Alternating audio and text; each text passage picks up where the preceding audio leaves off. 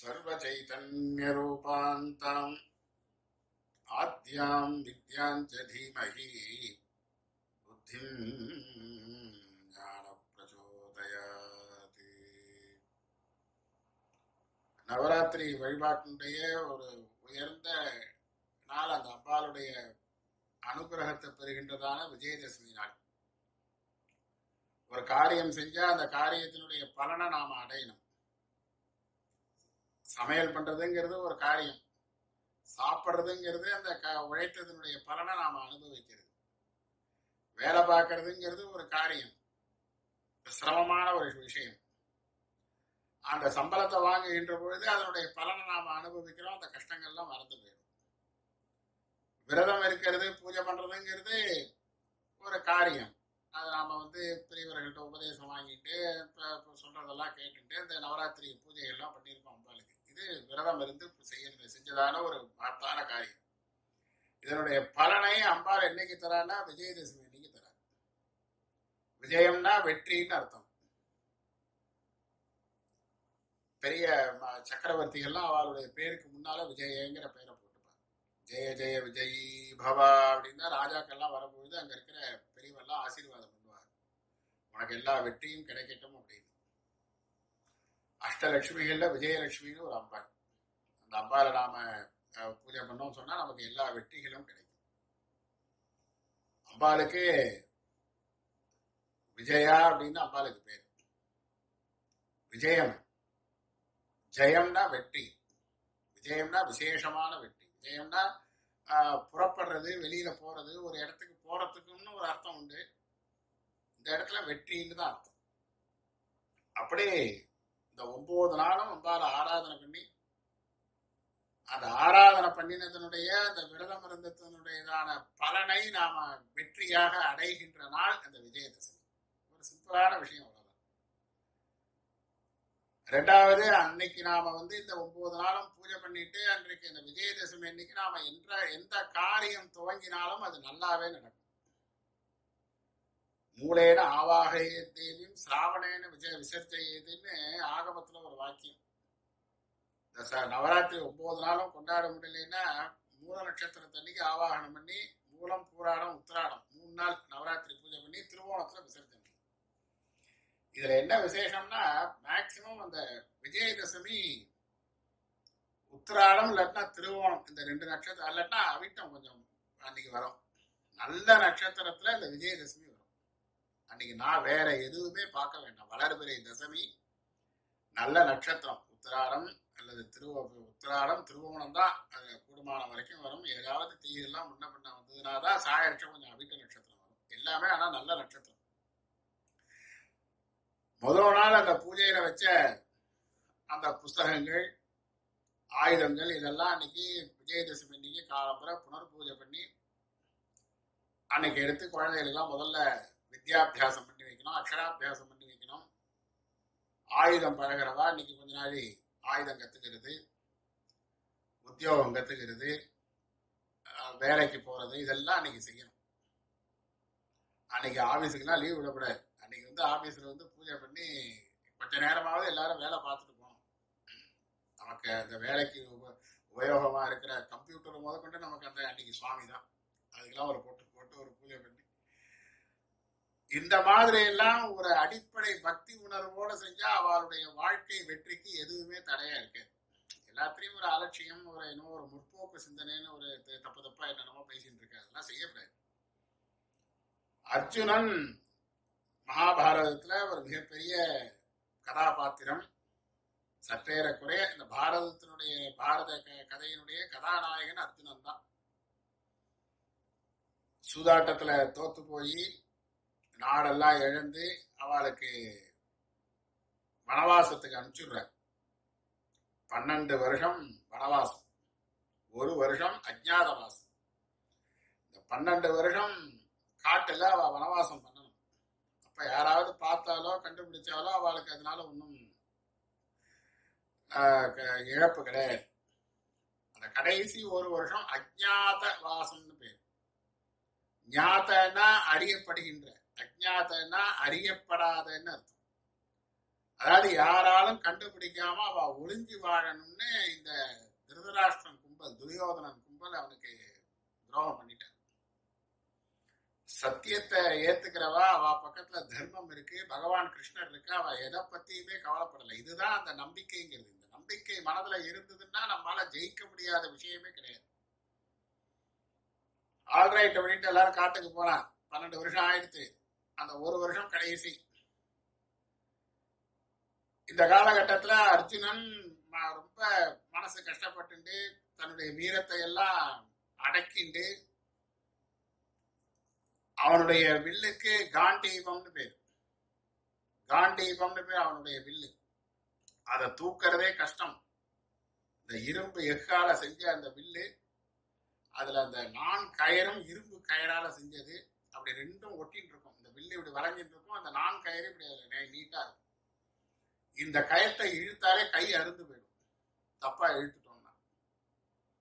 அதை இந்த இடது கை எவ்வளவு தூரம் நீட்ட முடியுமோ அவ்வளவு தூரம் நீட்டி அதுல இருந்து இந்த நான் கயிறை நம்ம காது வரைக்கும் இழுக்கணும்.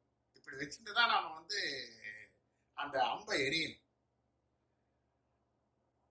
அம்புன்னா இப்ப இந்த விளையாட்டுக்கு இந்த ஈர்க்குச்சில வச்சுட்டு செய்யறாலே அந்த அம்பெல்லாம் கிடையாது. அதெல்லாம் 10 கிலோ 5 கிலோ இருக்கும் ஒரு அம்பும். அப்படி வச்சுட்டு அப்படி இழுத்து அப்படி விட்டான்னு சொன்னாக்க அந்த இது குறி தவறாம அது மரத்தையே தொலை போட்டு. அப்பேற்பட்ட அந்த ஒரு வேகம், பலம், சௌரியம் எல்லாமே அந்த அர்ஜுனன் இருக்கு. அப்பேற்பட்டவன் அதெல்லாம் கட்டி ஒரு மூட்டை கட்டி ஒரு வன்னி மரத்துல கொண்டு போய் ஒளிச்சு வச்சுட்டான். இது கையில இருந்தா என்ன, சண்டை போடக்கூடாது, யாரு கண்ணிலையும் படக்கூடாது. அதனால ஒளிஞ்சு வாழற அந்த நேரத்துல விராட தேசத்துல போய் இந்த 5 பேரும் திரௌபதியும் சேர்ந்து 6 பேருமா ஒளிஞ்சு வாழற அந்த விராட தேசத்துல அந்த ஒரு வருடம் முடிய போற நேரம் துரியோதனனுக்கு ஒரு ஆசை. எப்படியாவது இந்த ஒரு வருஷத்துல ஏதாவது ஒரு நாள் அவங்களை கண்டுபிடிச்சிட்டா அந்த பந்தய நிபந்தனைப்படி, அந்த சூதாட்ட நிபந்தனைப்படி இந்த ஒரு வருஷத்துல அந்த துரியோதனன் சைட்ல இருந்து யாராவது அவளை பார்த்துட்டா மறுபடியும் 12 வருஷம் அவளுக்கு வனவாசம். சித்தப்பா மக்கள் பெரியப்பா மக்கள் தான், வேற யாரும் தூரத்து பந்துக்கள்லாம் கிடையாது. பங்காளிகள் எவ்வளவு தூரம் அந்த துரோகம் சூழ்ச்சி எல்லாம் அந்த மகாபாரத கதையில படிச்சோன்னா ரொம்ப கஷ்டமா இருக்கு. இருந்தாலும் பகவான் அவளுடைய பக்கத்துல அனுகிரகத்துல இருந்தார். விராட தேசத்துல இருக்கிற பொழுது எப்படியாவது அவளை கண்டுபிடிக்கணும்னு அந்த துரியோதனன் என்ன பண்றான், விராட தேசத்து மேல ஒரு படை எடுக்கிறாப்புல ஒரு இது பண்றான்.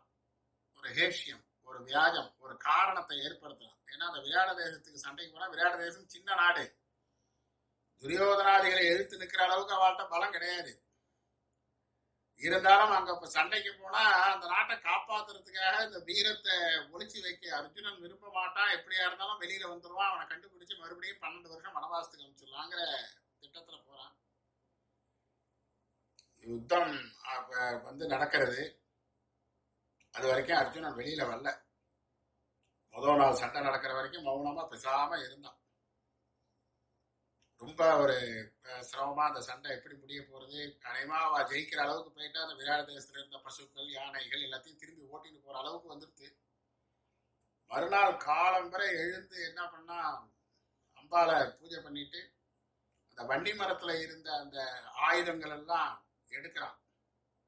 விராட மன்னனுடைய மகன் உத்தரன் கூட இருக்கான். அவனுக்கு அப்படியே அந்த ஆயுதங்கள் எல்லாம் பார்த்த உடனேயும் தலையை சுத்தருது.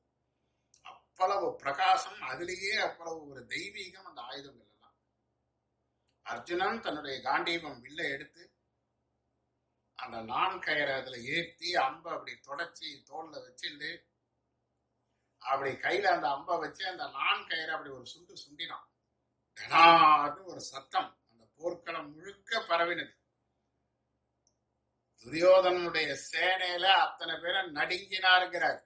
இந்த காண்டீபத்தினுடைய சத்தத்தை கேட்ட உடனேயுமே அந்த துரியோதனன் படை வீரர்கள்லாம் நடுங்கிட்டாலாம் அந்த இடத்துல. ஐயோ, இது காண்டீப சத்தமாச்சு. உடனே துரியோதனன் சகுனிலாம் சொன்னா, ஆஹா அர்ஜுனன் வந்துட்டான், கண்டுபிடிச்சிட்டோம், அஜ்ஞாதவாசம் போயிடுத்து, மறுபடியும் 12 வருஷம் காட்டுக்கு போகணும்னா இவனுடைய திட்டம் அதுதானே. அர்ஜுனன் சிரிச்ச முகம் மாறாம நின்றுட்டு இருந்தான் அந்த யுத்தத்துல கையில அம்ப வச்சுட்டு. அர்ஜுனா, நீ மறுபடியும் காட்டுக்கு போகணும் அப்படின்னா துரியோதனன்.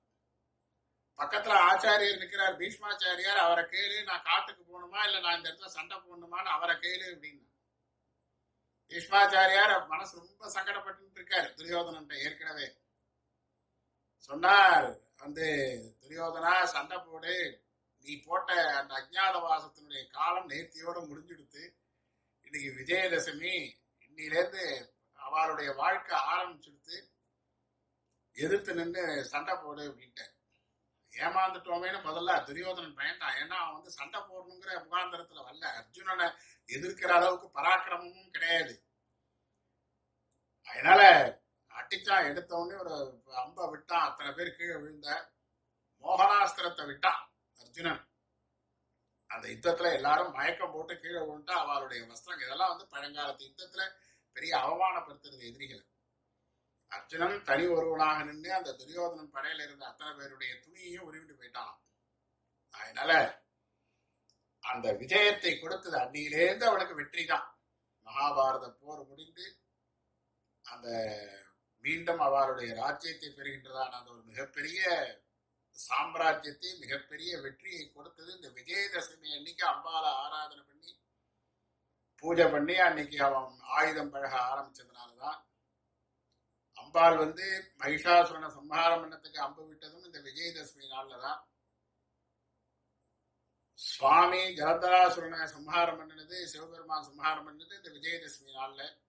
எத்தனையோ தீய சக்திகளை அழித்து நல்ல காரியங்களை துவங்கினது இந்த விஜயதசமி நாள் அப்படிங்கிறதுனாலதான் சைவ வைஷ்ணவ பேதம் இல்லாம எல்லா கோயில்லையும் அன்னைக்கு அந்த அம்பு சொக்கர் சிவன் கோயில்ல இருந்து புறப்பாடாகி கோவில் வாசல்ல வன்னி மரம் இருக்கும்.